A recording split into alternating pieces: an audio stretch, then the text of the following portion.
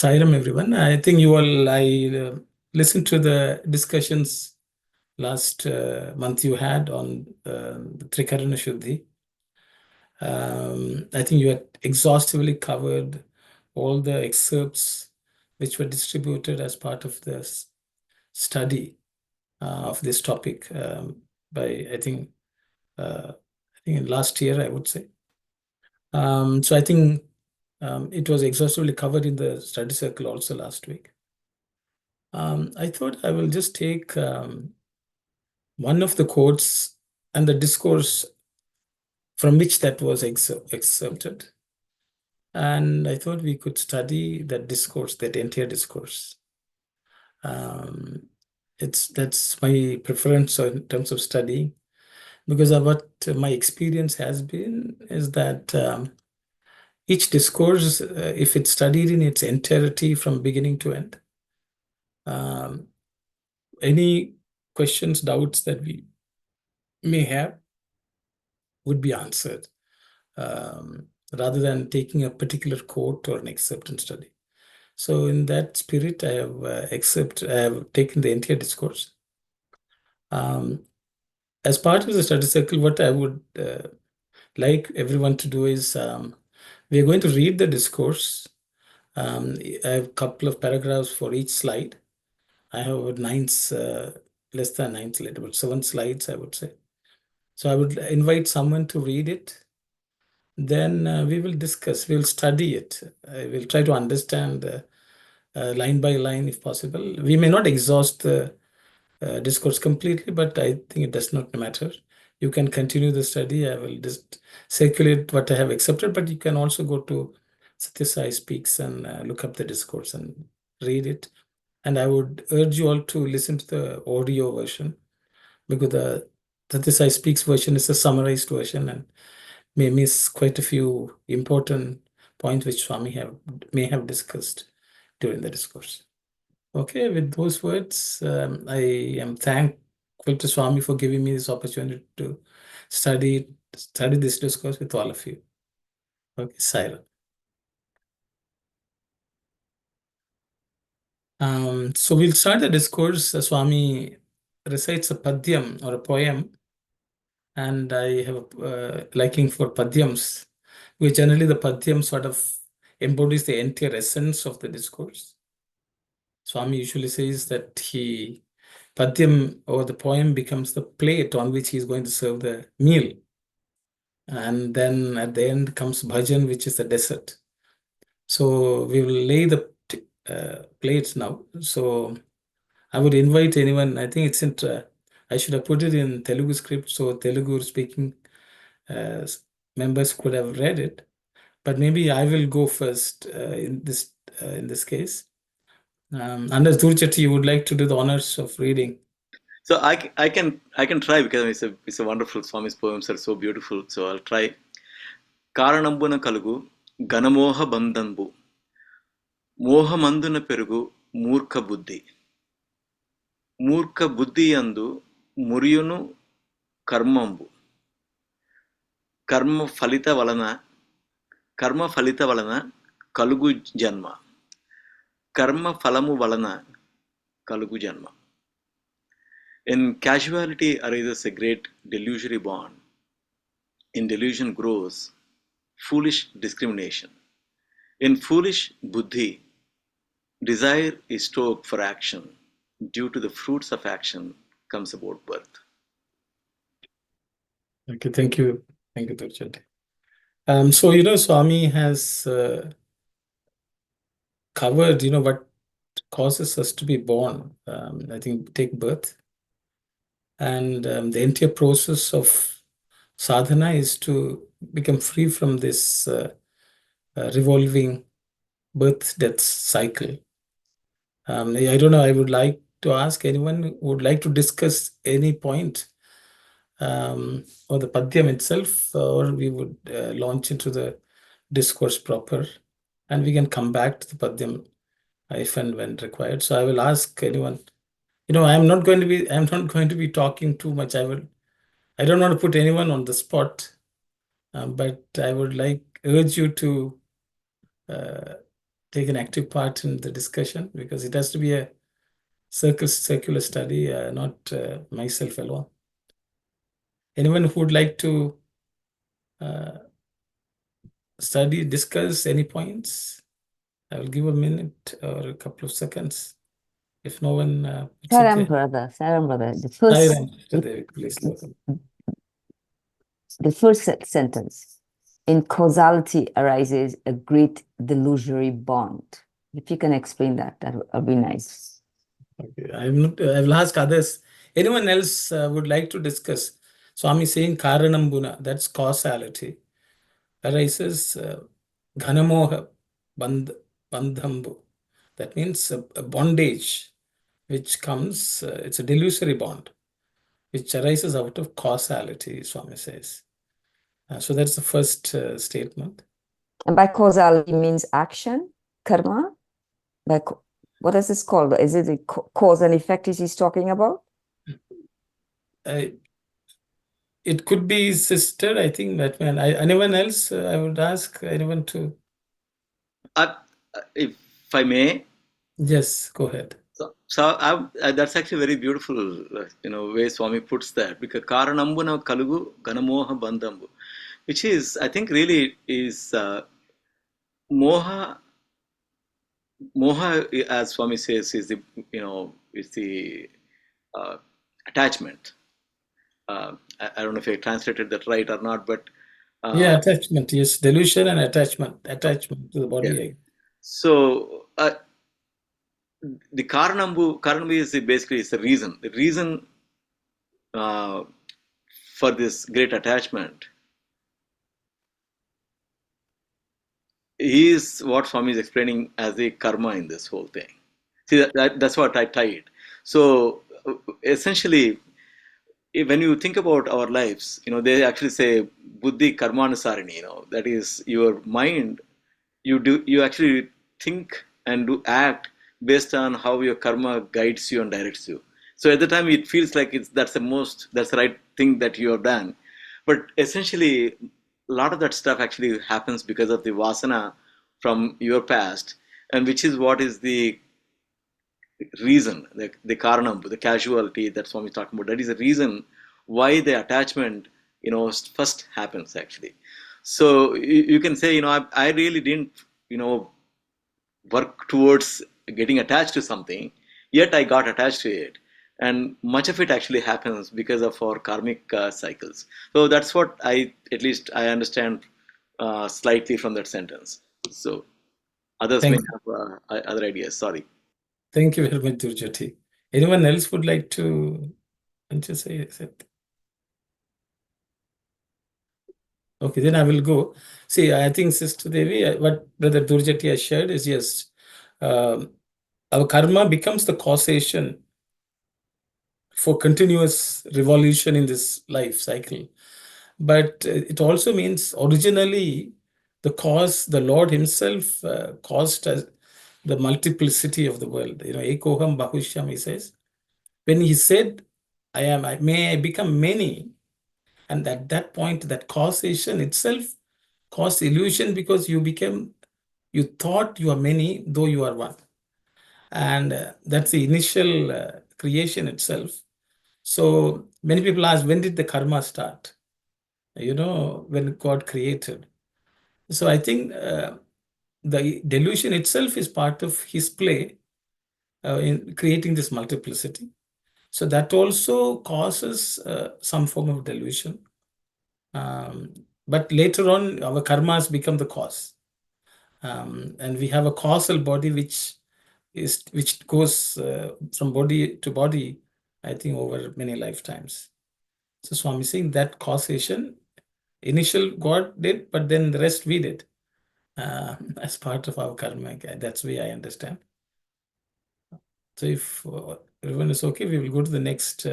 Yes, Sister Devi. No, I'm good. Okay, you're good? Okay, thank you. So one more point, maybe. I don't think we probably will get stuck on the first slide only, or no? So, No problem. So I think the foolish buddhi or foolish discrimination is something that I think we can contemplate on what Swami is talking about there. Because I mean, he's already talking about discrimination, and now discrimination, does it have a foolish component to that? Okay, very good. Murkha buddhi is the word Swami has used. Right, Uh, right. so it's foolish discrimination. Due to this bondage which we have, Swami says the foolish discrimination increases. Very good, murkha buddhi. So I think Durjati's question is, can buddhi be murkha? Can it be foolish? So I will stop here. I think anyone who would like to, because Swami has discussed this topic, murkha buddhi, in some other words, in others discourses. So if anyone has read, or if you would like to recollect, I would encourage you to. But will you use the word discrimination there? Because if you have discrimination in the true sense of the word, it's not foolish. So I don't think when it says foolish buddhi, is buddhi mean discrimination there, or is just like not thinking in the pure sense? Yes. Because once there discrimination is pure by itself, So I don't think so. I want to know if discrimination is the right buddhi there should be, should be discrimination or something else, because that's what I think. Yeah. Yeah, you are right, sister. English being lacking some of those concepts in the language, it may not be possible for us to use a single word to describe it. But Swami has used, so if no one else has volunteered, so I will volunteer. Swami, you says discrimination is of two types. One, he says, is called individual discrimination. The second one he calls fundamental discrimination. Um, uh, my understanding is what Swami says individual discrimination is in this world. We use buddhi for worldly benefit. An individual will say, is this profitable? Does it make my life better?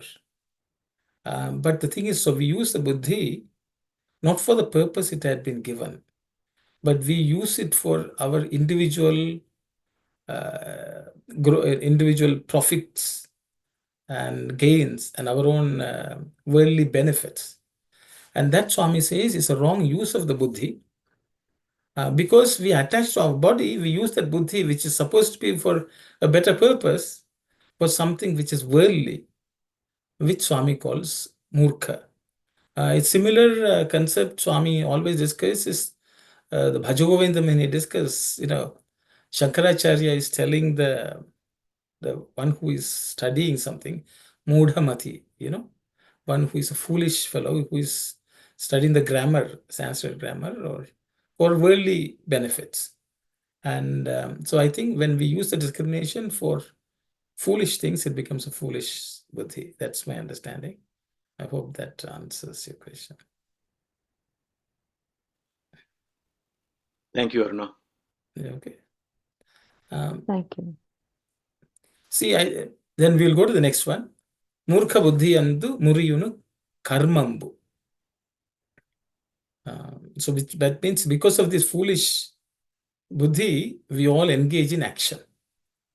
Action, hoping for some results, I guess. That's the way we start engaging in karma. And anyone who would like to discuss that?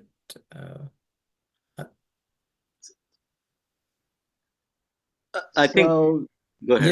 Yes. Sairam, yeah, this is Sairam. Ilya Rappaport, Atlantis Science Center. So Sairam. say someone is not foolish. He's so wise, he's so enlightened. Well, if he's incarnated in the body, he has to do something, right? The body cannot survive, without some action. So, and once there is action, there is karma, unless he dedicate everything to divine. But seems like, as you mentioned before, divine started with Leela. I separated myself from myself to love myself. So it's divine who created that illusion. And, that's that drama goes on. If there's no illusion, then there is no drama, there is no lila. And just, that's my comment here. Okay, thank you, brother. Thank you. I think so. Just to understand what you said we have to survive in this world. So to some extent, that kind of discrimination is needed. So how can it be bad? I think it's something like that you said. And right, yours, that's the first point. Once this spark of the divine incarnated in this physical body, either you have to feed this body or the body will vanish. There are only two ways out of it. Okay, thank you very much, brother. So the brother is telling, if it's divinely created, why should it, be bad? So I think I would like to point out to the word perugu, which basically it grows. It makes the murkha buddhi grow. So the thing is, so what does Swami mean by that is the question which we ask. The way I understand is, exercise is good, or, we have to go and work in a farm for our survival. Let's put it that way. When we go and work in the farm for our own survival, our body may, become dirty. Okay. The more work we do, the more dirty it becomes. It's a natural process. Just because the dirt is a natural process, which is God's, will, and we just keep quiet and not do anything about it, it will actually have a negative impact on our own health. So what Swami says is what we have to do is we have to clean it. Just the way we clean our body, buddhi also has to be cleaned. That is why Swami is, before he talks about shuddhi, purity, purifying or cleansing, Swami is telling what can go wrong, what can become dirty. And so that reminds us, once we are aware of that, if we do not take care of any dirt accumulating because of our worldly life, we may actually harm ourselves and we may not make good use of it. It's just like car, car has to be maintained. So every year you have to change the oil or something like that. So buddhi, there's nothing wrong with it, but if it is not properly managed and dealt with and cleansed regularly, I think then problem comes. I think that's my understanding. I hope that's a bit clear. So then Swami says karmam, so activity also. Yes, Brother Venkatraj. Yeah, brother. I just wanted to share a little bit of my 2 cents here, Yes. particularly on the third point. So, you have described extremely good from the perspective of Murkha Buddhi. So, basically, the third line goes what it in real sense, the Murkha Buddhi and Muriyunu Karmambu. So, let's split this entire sentence in two halves. Murkha Buddhi Andu. This means whatever the the foolish or the desire towards getting the materialistic one's own worldly pleasures fulfilled. That's what the Murkha Buddhi Andu means. So because of that particular desire towards fulfilling your own materialistic, worldly pleasures, Muriyunu Karmambu. So, because of this desire that you have, that man has developed, that is when, if you have done 100% good karma, then some part of that karma will get lost. That's what Muriyunu, and you basically end up with having some karma left over because of the desire that you have built over a period of time to fulfill your materialistic worldly pleasures. And that is why your karma, your good karma will get deteriorated. And whatever the left out karma which is there, that actually leads you to get another incarnation. And that is what it goes in the fourth line. That's my 2 cents here. Thank you, brother. Thank you very much, brother. Thank you very much. So it was nice. I'm happy to see all of you participating. Others who are silent also should participate to the extent possible. We will go into the discourse proper. So Swami has set the stage. He has set the stage what type of dirt accumulates and what causes us to be born again and again, which is vasanas, nothing but vasanas and karmas. So which both of them have to be cleansed and dealt with. So that's why Trikaran Suddhi becomes important. Because step by step, all the layers of our existence have to be cleansed. So we will go into the discourse. And I would invite someone to volunteer to read this slide. I can read. Okay, thank you very much, Brother Suresh. The Deha, body, the Indriyas, senses, the Manas, mind, and the Buddhi, intellect, are the instruments through which man functions. The true nature of man can be understood only when the secret of each of these is understood. What is the real character of the body, the mind, the senses, and the intellect? Once this is known, we can discover the means to bring them under control. The first upadhi or instrument of man is the body. The etymological meaning of the word deha is dakhyati iti deha, that which is burnt. The burning does not refer only to the cremation of the body after death. In fact, the body is all the same, burning on account of worries. The body is also called sharira, which means that which is subject to change and decay. From childhood to youth, from youth to old age, the body undergoes many changes. The body is like a rented house. It is also described as the tabernacle of God. This means that it is a sacred dwelling. Constant efforts are made to drive the tenant out of the house. Ultimately, death evicts the tenant. Another name for the body is Kshetra, as mentioned in the Bhagavad Gita. The word Kshetra has many meanings. It may be regarded as a kavacham or armor which protects the indwelling spirit. Kshetra also means that which is liable to destruction. It also means a field of action. Thank you very much, brother. The Swami is talking about all the instruments that we have, all the tools which the jiva or the individual living being has in its command. And Swami says we have to understand the functions properly, what these instruments are. And by proper study, Swami says, we can bring them under control. Reminded of, a vehicle like a car.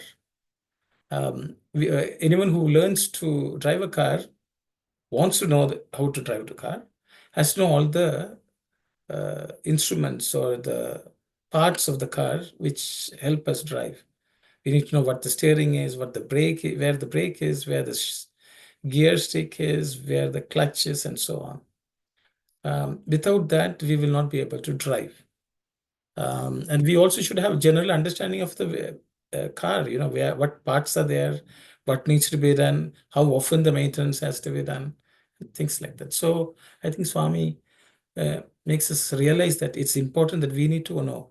Because as part of the Trikaran Shuddhi, the one is the purity of the body.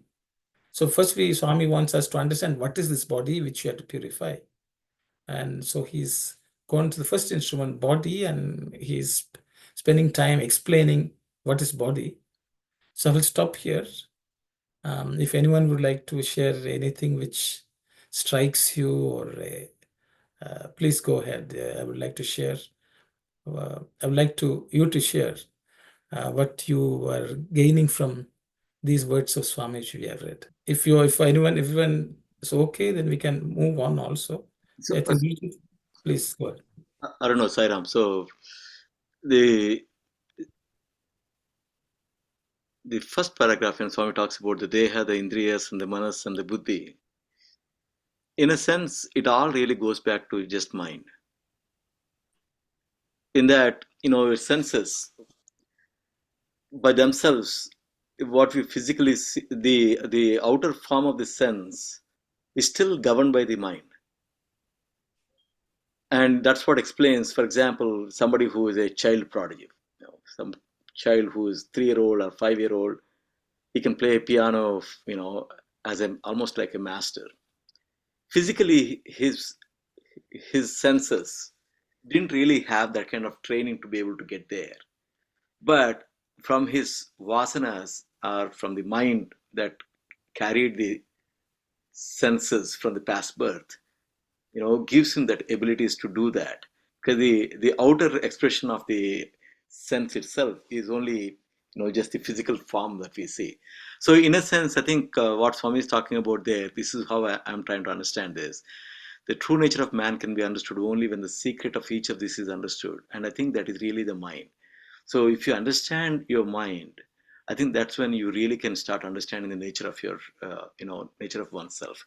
So how mind actually governs the whole thing, just not even the body part of it, because your disease, for example, what you see in a body, the disease, actually it stems from the mind itself.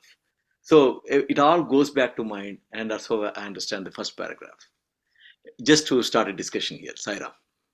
Thank you very much, Durjati.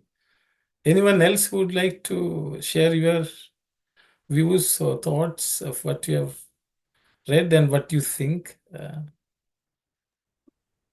Yes, Brother Venkataraj. Yeah, Sairam. So, in my viewpoint, all these four different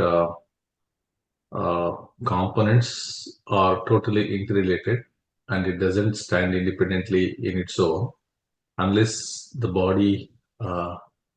There's no meaning for senses if body doesn't react. There's no meaning for mind if there is no senses and the body, because and there's also no meaning for mind if there is no intellect. So from that perspective, all these four, basically human is actually encompassed with all these four characters. I wouldn't say characters, but it's actually the components in one's own body. And in order to really understand your mind, you really have to have a clear understanding of what these four components really means and what are the individual boundaries of all these four components and how do they communicate to one another.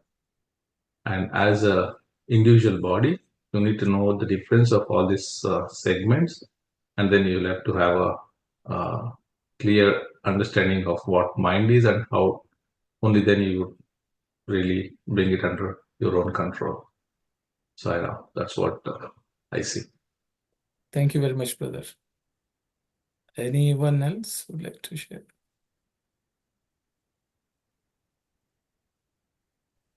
Sairam.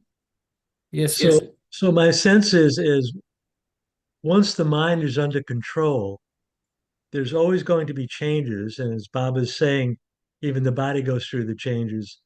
But I think as we experience life, when we have the more of the intellect or the buddhi, we become the witness to these changes and we're not affected so much, or we're not affected perhaps maybe at some point at all by what is taking place outside ourselves.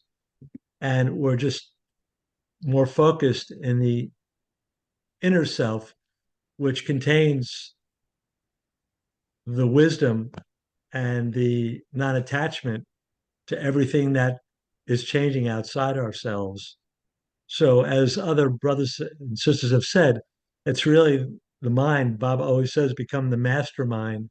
And once you master the mind, then things that are outside ourselves won't have such an impact, even though they seem to, on some level, they don't really affect us on the deeper levels of the truth of who we really know, who we are, and who the Atma is.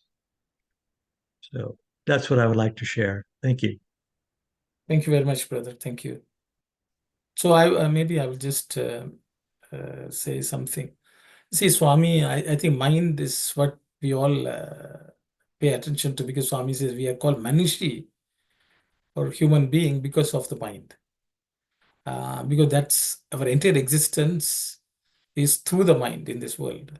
So we generally tend to identify with the mind. I think many people identify with the body, but some identify with the mind. But Swami says you are not the body. Body is like a water bubble. Mind, you are not, because it's a mad monkey. You are Atman. I think one of the challenges is we rely so much on mind, even for our sadhana, and we forget that we can independently control the mind to do the sadhana. That's why I think mind has to be put under control. Though mind is the most powerful instrument which we have, even just to exist on this earth. I think that's why it captures everyone's imagination. But Swami has left out a couple of things. One is the Chittam, and the other one is Aham Tattva. So I will not dwell on them. But Swami is just talking about, first, we have to clear all these issues with the body and the mind and the buddhi and the senses. I think that's what Swami is talking about so far.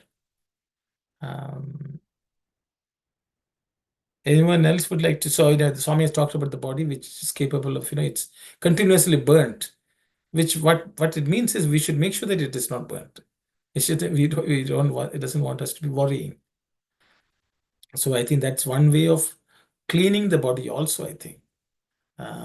That means stopping worrying is one of the first steps of purification of the body.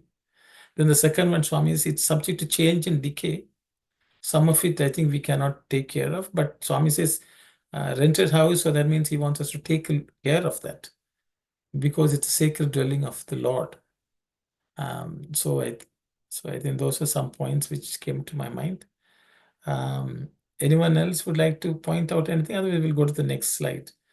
So anyone who can read the next slide, I will ask.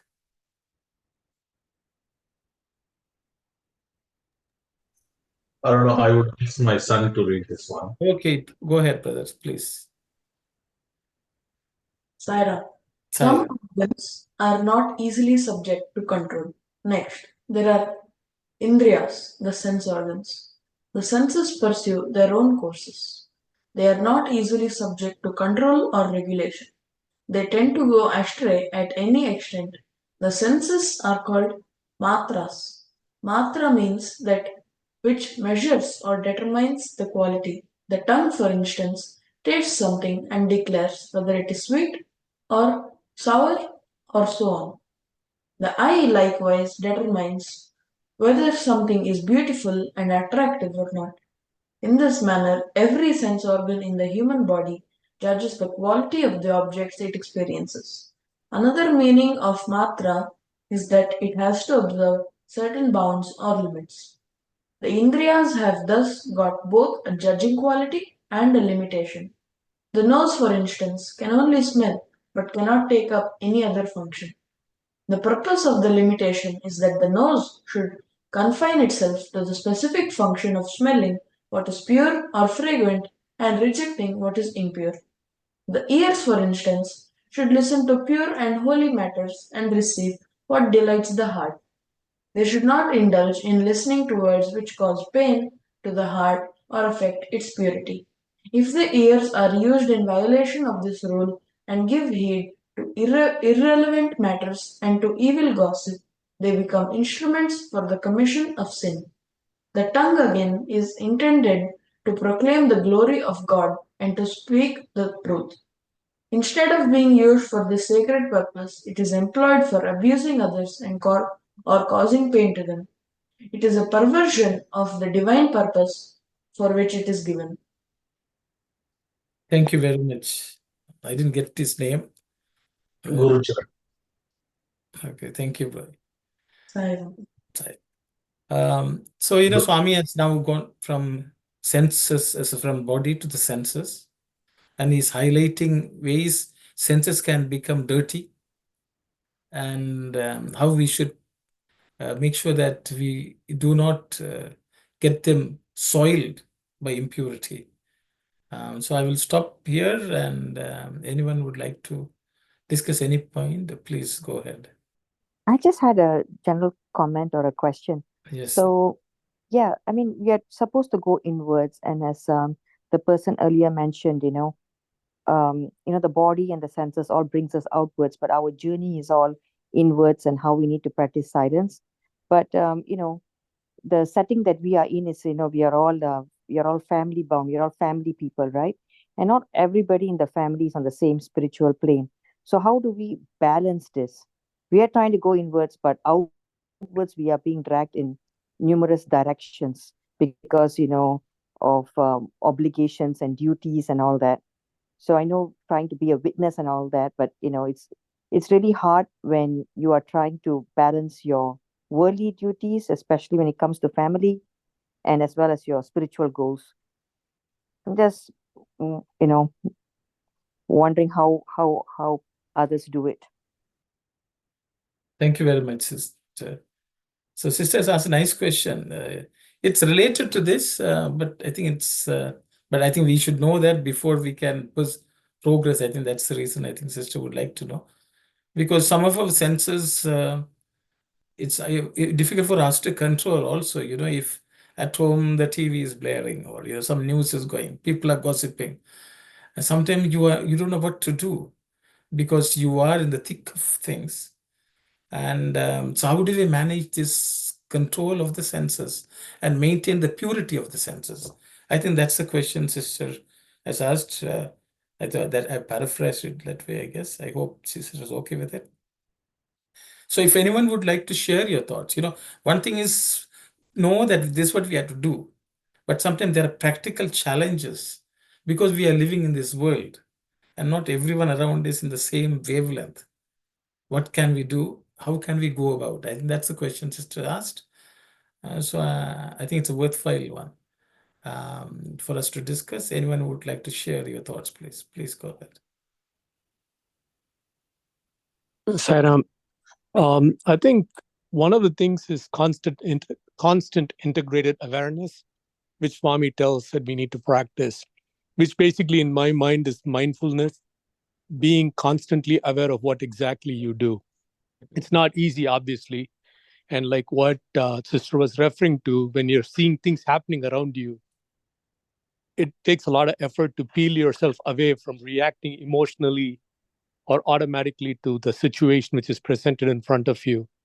But to consciously move yourself out of that realm for a second and try to bring yourself back to the thought of what exactly should I be doing in this regards.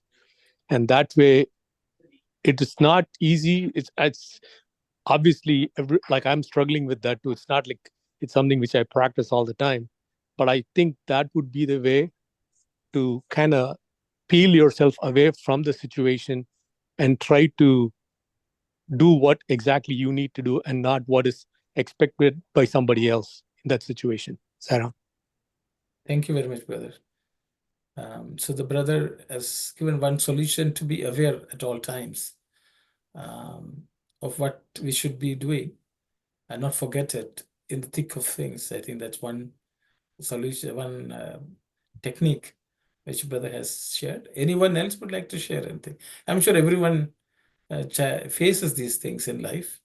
And if you all can share how successful you have been, any techniques or tools you have used, it will be useful for others as well. Please go ahead. Sairam. So my 2 cents here. So in summary, for this entire 2 paragraphs, in reality, what it means in my viewpoint is that it's all about introspection within, even before you use any of your senses. in the current living world. So at every point in time, like the other brother said, it's all about being mindful, right? So there's very thin line between all the time being mindful versus overthinking of not misusing your senses. So from that perspective, it is all about, introspecting within of one individual before even he uses any of his senses in the current working world. Thanks. Thank you very much, brother. Anyone else would like to share any thoughts, please? Can you hear me? Yes, yes. Sister Sathya, please go ahead. As Sathya Kaja, a Yes. sister says that is a tough one.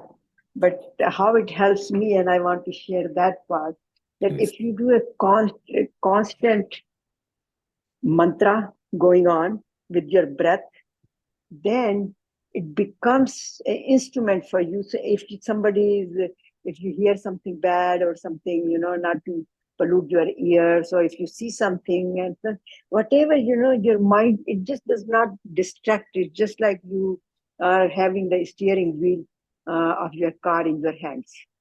So mantra is becomes the instrument to help not to get sidetracked and not to get in different directions and not to get involved with gossip. So it makes you more stronger and stronger. So even things happening around you, you kind of let it go. So to me, that helps the most. My mantra, constant recitation of mantra. Om Sairam. Thank you very much, sisters. Thank you very much. So sister has given the solution of a mantra so that the mind is occupied with something. I am reminded of a story which Swami said, not an example Swami says. Swami says when an elephant passes through a market, the mahout, knows that, and it will not keep the trunk idle, it will just grab things along the way. So the mahout gives a stick to the elephant, and the elephant holds onto that stick with its trunk, and it passes through the marketplace, and it does not get into it doesn't create problem for itself or others. So mind, when it's fully occupied, holding on to the mantra, it has less problems. Thank you very much, sister. Anyone else would like to share your thoughts, please? Yes, Sister Devi. Oh, Sairam. I just because I unclicked, I'm sorry. No problem. Well, from what I'm hearing is that we want to know how to deal with all the negativity that we see around. Is that what the question is about? Yes, sister. So, we can't help with these stimuli. They all come in, but we have to put the filters.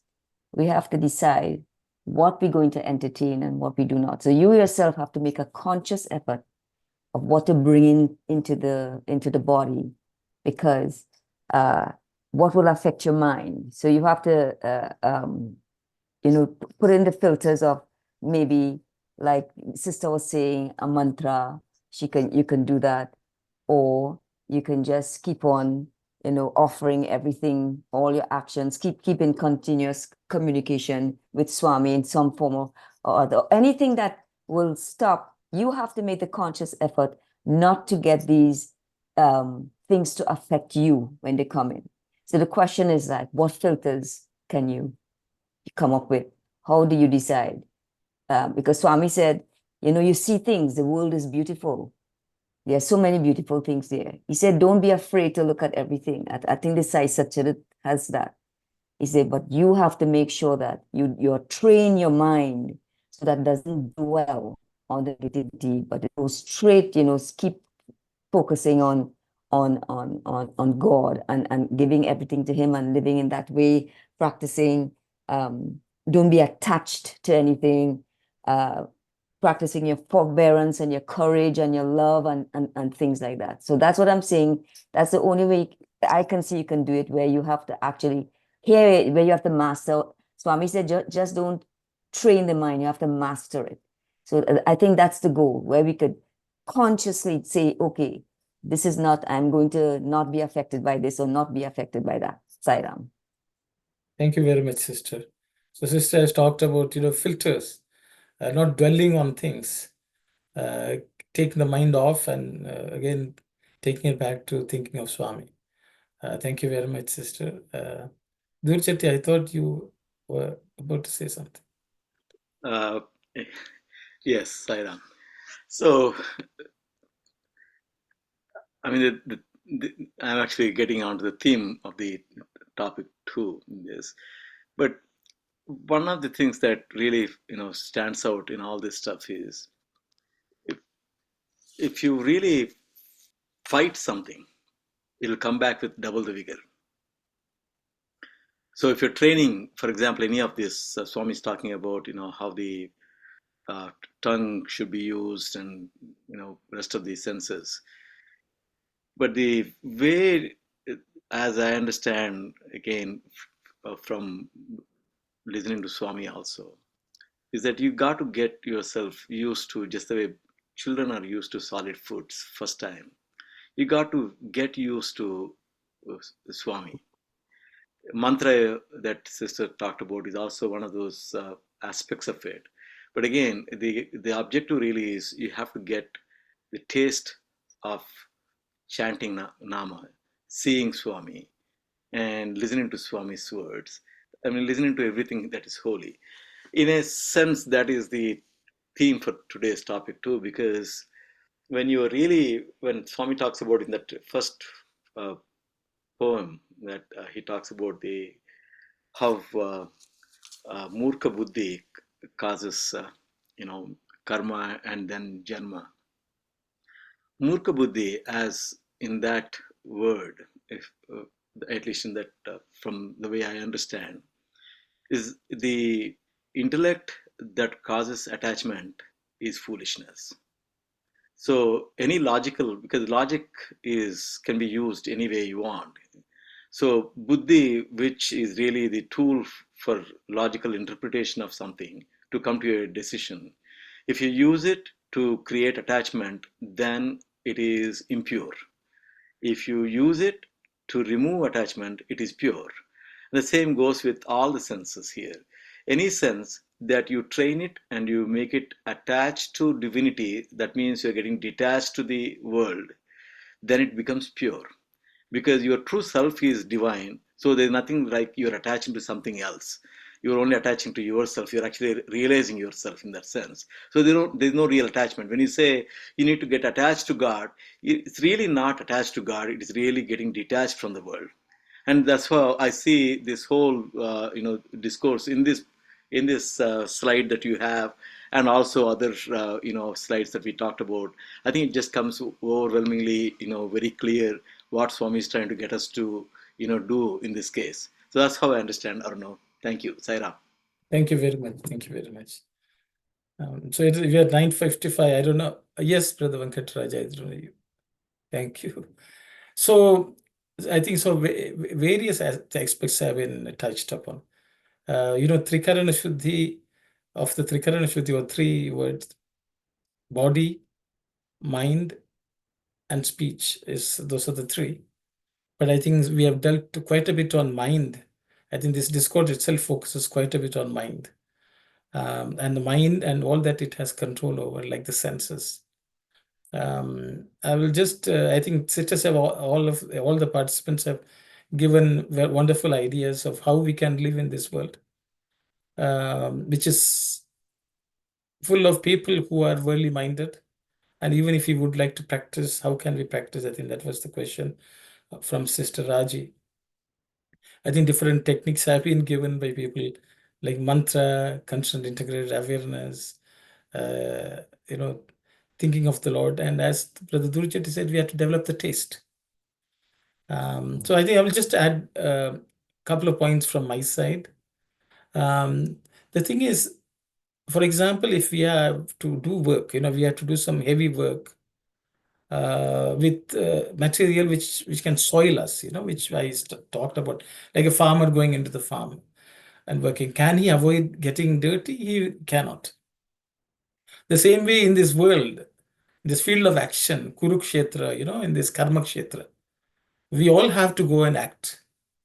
And when we are working and we are very busy, we get dirty. That is why Shuddhi is a very important aspect. We have to come and clean ourselves. So I think we have to choose some activity where we can withdraw ourselves from the world and do some cleaning. Just the way we go and have a shower, we have to have a shower of sadhana also. It can be japam, it can be dhyanam, it can be bhajana, it can be study. I think if we regularly do that, the soiling of ourselves would be kept under check. Or at least we will renew our cleanliness before we again go back into the world and get dirty again. And I think that's the life. And that's why Trikarana Shuddhi is a very important point, which Swami says. That means it's a regular thing. Every day morning we have to brush our teeth. Every day we have to have a shower. So same way, for each of these, body external purity is important. Swami says internal purity is also important for the body also. It should be healthy. It should be kept in trim. Bend the body, Swami would say. And he'll say mend the mind. So that means that regularly we have to mend the mind. Because when in the thick of action, in the thick of the living, we can always get soiled. The mind can get soiled. And I think some of the sisters said, keep mantra, so you'll be free from getting soiled. That's a very good technique. But as Durjit said, we have to develop the taste also. That's also important. Because without the taste, the mantra itself may not be very powerful. So I think that's another technique. The third technique is the buddhi has to tell, don't dwell on this topic. Any negative topic, don't dwell on it. That's why Adi Shankaracharya said, Satsangatve Nisangatvam. By being joined, being one with Sat, which is nothing but God, we'll become Nisanga, we'll be detached from the world. So I think that itself is a tool, regular sadhana. It's 9:59 Eastern Standard Time. We have covered only some aspects of cleanliness because Trikarana Shuddhi is of a lifelong journey. We will find out what is going dirty, how we have to clean it. We only touch some aspects of it, but I think even if it's a one gem which we can take and practice, I think that's worthwhile. Many ideas were shared by all those participants here. So I think what we can take back is regularly we have to regimen of cleaning ourselves. When we are from the world, when we come back, we can never ignore that. The more we ignore, the more bad it can become. I think that's what we have learned so far. It's done. When the hour mark is done, I think with those words I will stop. Thanks for sharing your thoughts. Wonderful to have studied these words of Swami with you all today. You can continue and study. I don't think we will ever exhaust what Swami has come to teach. Some aspects of cleansing we have looked at. Sairam.